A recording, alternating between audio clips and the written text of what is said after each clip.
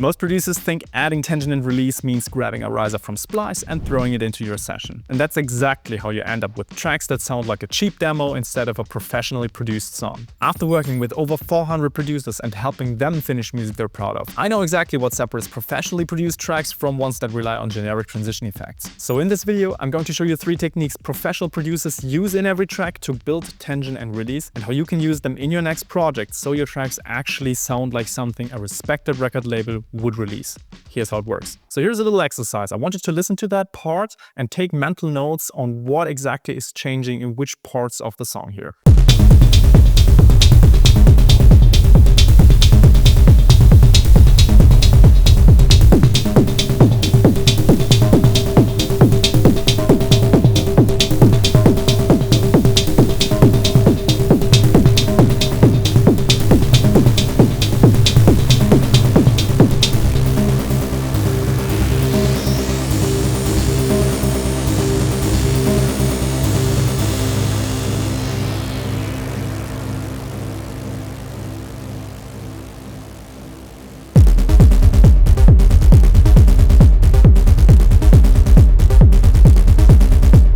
So let's zoom out and analyze what has happened here. First of all, I hope you've noticed that this has built tension and release without any riser or transition effect whatsoever. The second thing I hope you've noticed is that this is working because change is happening on several levels. There is automation going on, parts and notes are being added or removed, and all of this is working together to make this tension and release possible. Now, let's zoom in and take a look under the hood of what's actually going on here. So I will open my automation lanes, and you can already see something's happening here on the kick drum. Partially it is completely muted, but before that I'm actually filtering it out a little bit. Let's scroll down and see what happens to our lead. What you see here, and I go into the details in a second, is 80-90% of the effect you notice as the end listener. So what I'm automating here is the amp release time of my synth. So take a look at what's going on here.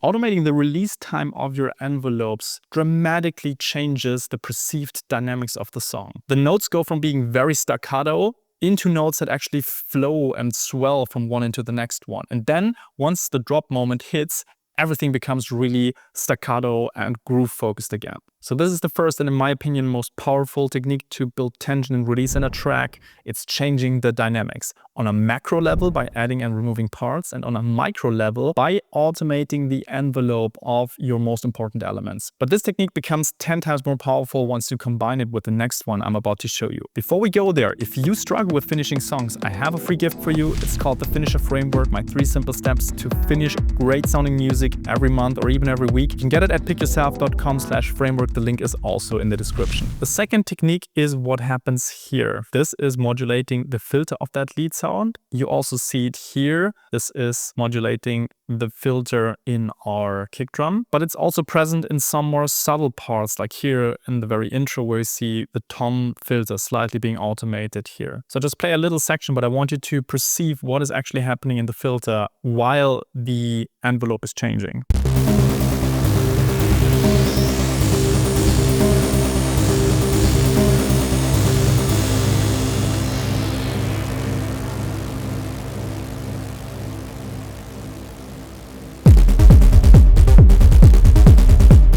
So we're going from something that's very bright and open to something that's a bit more closed down. Now, bear in mind that this is only automating one of the filters here. The other one actually stays open, but this technique allows me to have some consistency in the sound, and at the same time, I can then bring gradually the second filter in. So we're here basically hearing just one oscillate, and then the second one's coming in. Listen to what happens here when I start opening up that filter.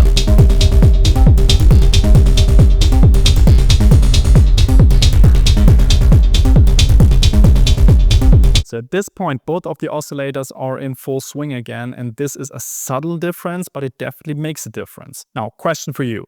What does filtering mean overall? What does it do to the sound on a higher level? Well, it's changing the tonal balance, and this is the second technique that we're applying here. Filtering isn't the only way to influence the tonal balance. Just bringing something in on the top end also influences it. So if you compare this part here, which almost purely consists of kick, bass, and some leads, with a part like this here, where you have a lot of top drum percussions. This is a meaningful difference in the tonal balance of the track. The first two techniques, changing dynamics and changing the tonal balance, get you very far. But if you add in a sprinkle of the third technique I'll show you right now, it becomes a totally different game, and this is where you start to really change your tracks from good to great. The third technique is much more subtle but very underrated, and it has to do with this bad boy here. The exact plugin doesn't really matter, and this one here. So I'll overlay both of them so you see them in action, and we'll jump to a later part. And this is a pro trick, by the way. Don't play all of your best cards early on in the game. Yeah, reserve them for the most important parts. So I do have like a main breakdown happening over here, and this is where I make most use of the techniques that I'm about to show you now. So there's something subtle but also really powerful happening. I want you to listen closely to what happens here.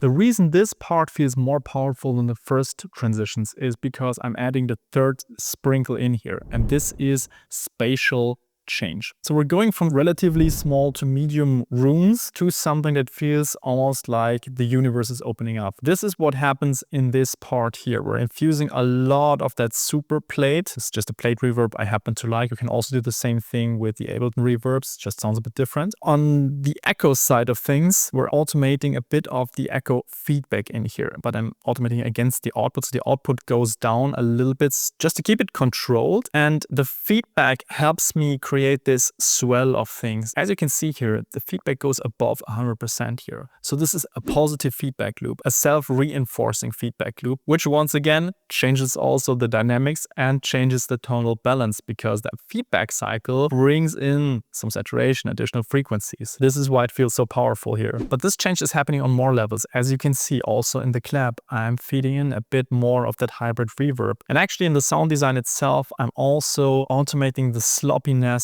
of that clap and also the tuning. The whole thing gets brighter. It gets different in the dynamics. It becomes more sloppy. It becomes disconnected. It's almost like the clap would break apart. At the same time, it's being thrown into a bigger room. And all of these subtle, nuanced changes add up to the whole thing that takes this part to a different level. Now you know exactly how to add tension and release to your tracks, but you still won't be able to finish entire songs if you don't have a systematic way to break out of the loop and put together an arrangement without getting stuck. So watch that video next, in which I show you my step-by-step system.